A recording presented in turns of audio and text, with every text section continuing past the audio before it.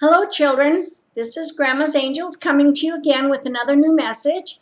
And again, I'm going to talk about genealogy. Last time I talked with you, I said I'd do a second part on it. And the last time I talked with you, it was about my grandmother on my father's side of the family. Today, I want to talk about my great-grandmother on my mother's side of the family. So that's this picture here, especially. But I want to touch on first real quick about this picture. This is from my father's side of the family back in the 1800s. Now you can see how dark the picture is.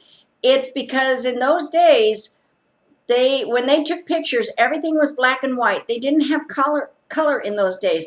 And they didn't smile a lot. There was a few different reasons why they didn't smile. One, they thought it was silly to have a big grin on your face. And second, sometimes they didn't have good teeth. And they were too poor to get them fixed. So if they didn't have good teeth, they didn't smile openly.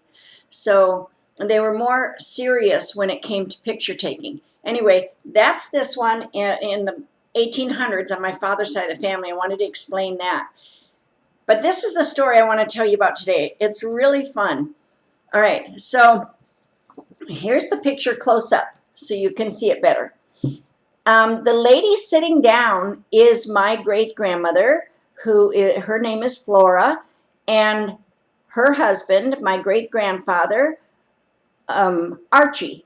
So, okay, so that's them, and they're sitting in front of their house. But let me tell you the story about them. When Flora was very young, she came from a family of 7 children. And again, very, very poor. This is back in Wisconsin. And she was the oldest of the 7 children. Well, the family needed money so bad that they hired her out as a servant to a wealthy plantation owner in Wisconsin. She was called an indentured servant.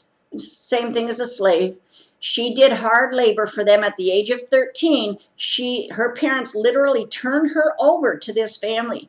She lived with this family. She ate with this family. She worked for this family. She waited on them day and night, 13 years old. And they never gave her money. They sent the parents the little bit of money that they paid for her services. She was very underpaid. Her parents were too, but they were desperate. Anyway, she was working in there on their plantation for several years.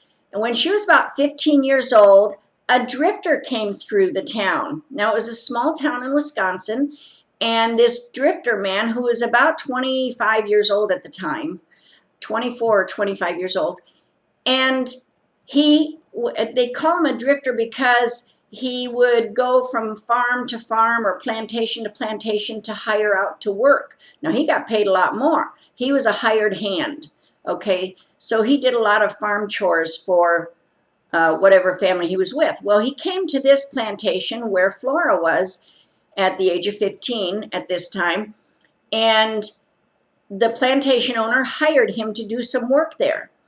Well, he saw Flora out in the field working in the hot sun and everything. But he looked at this little girl, 15 years old, and he thought, wow, she's so beautiful. Well, before they knew it, they had fallen in love. He fell deeply, madly in love with her. And he knew that she was 10 years younger than him, and 15 years old to 25 years old is quite a big difference. But in those days, it was acceptable. You could take a 13, 14, 15-year-old as a bride. So that's not permissible today, thank goodness. But it was back then. And anyway, they knew that they were meeting in secret and romancing each other. And they knew that the plantation owner would not let Flora go. They would send Archie on his way, but they would not let Flora go. Okay, they were going to keep her. And so one night they plotted that he was going to come in the middle of the night, put a ladder up to their house and the plantation owner's house to her bedroom, and she was going to slip out the bedroom and climb down the ladder with him, and they were going to run throughout the whole night. And they did exactly that. and they got away, but they ran and ran and ran all through the night to get far enough away from the plantation owners that the dogs couldn't find them, the plantation owner workers couldn't find them, and they did try to find them. But anyway, luckily they were young enough and they had good energy because they ran the whole night through. Well, they said the first town that they come to, that's where they're going to get married and make their home. Well, it was quite a few miles that they ran that night. And they did, when dawn came, they were still running, and they came upon this one little town, if you even want to call it a town. It was a blacksmith shop where horses would get shoes on. Drifters or people passing by would go in there and have their horses' shoes fit on their hoofs. And it had like a little general store / restaurant. That was it. There was no real families there. I don't even know how they survived except for the drifters that came through town, through that little bitty town. Anyway, Flora and Archie decided to get married right there and make that their home and build it into a town. So they had some big dreams. Well, the clerk, who was the owner of the general store, he performed the marriage for them. Whether it was legal or not, he performed the marriage for them, and they did get married, and he started right away in building them a house.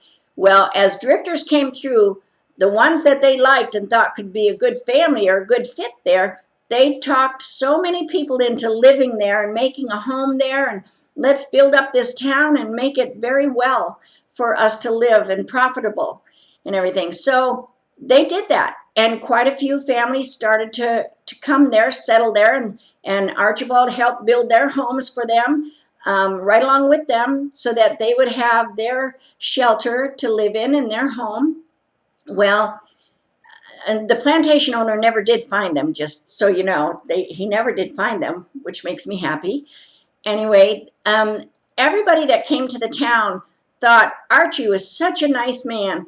He was so fair, he was friendly, he was knowledgeable, he was a hard worker, he was compassionate, he helped people to get settled in, help them get started with their gardens and building their homes and all these things. Anyway, before you knew it, in a few years, the town grew. Well, as they got 20 people there, then 30, then 100, they liked Archie so much that they said they wanted him to be the sheriff of the town. So when the bad drifters came through, he could just tell them, keep going, keep on your way, do not stop. And so he did that. He was awarded to be sheriff, and he was the only one in town that carried a gun. And he carried it day and night to protect the townspeople. And then, as time went on, they said they needed a mayor because the town was really growing. And this is further up north in Wisconsin.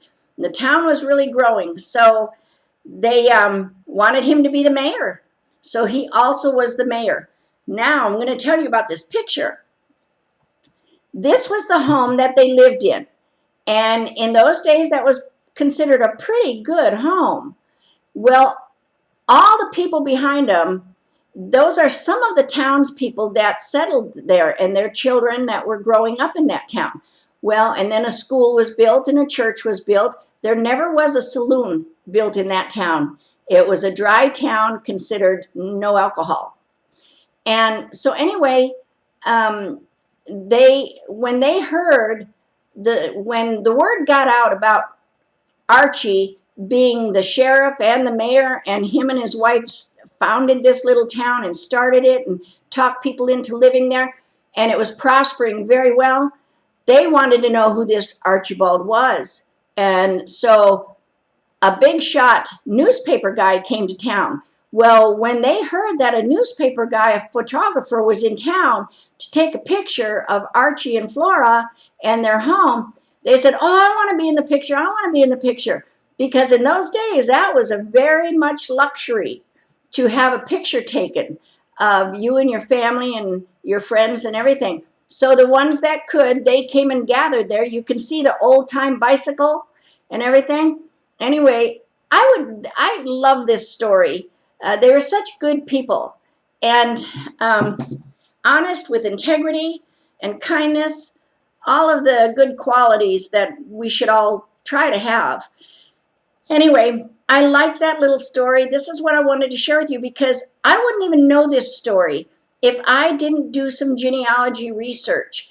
And I went to, like I said in my last episode, I went to my living relatives, the ones that were still alive, to get stories from them of people that have passed on. And this was a story that I was told about Archibald and Flora. And I just think it's absolutely beautiful. And it's fun to know that I'm related to such a wonderful couple that with determination and courage and compassion, they built a fine life for themselves and welcomed good members into their town and helped them build their homes and gardens and get them started. Anyway, that's my story today. Children, please work on your genealogy. FamilySearch.org, Ancestry.com. Everything is free on the internet. All you have to do is print it out, or you can do it just right on the internet and save it on a hard drive. So just enjoy doing this. Do this while you're home now with this virus going on. And just remember, children, don't be afraid. Stay in your homes. Do everything that the doctors are telling us to do. And before you know it, this virus is going to be yesterday's news. So do something fun and productive while you're home with your family. Ask your parents questions, and your aunts and uncles, and your grandparents, and your cousins, anybody that you are related to, even friends that knew your family way back when. Talk to them. You will be surprised what you find out, and you'll have wonderful stories just like this that I just now told. So again, just remember to always be kind and to be your best you and be kind to others. So I will see you on my next episode. Please like and subscribe, and I'll talk to you later. Bye-bye.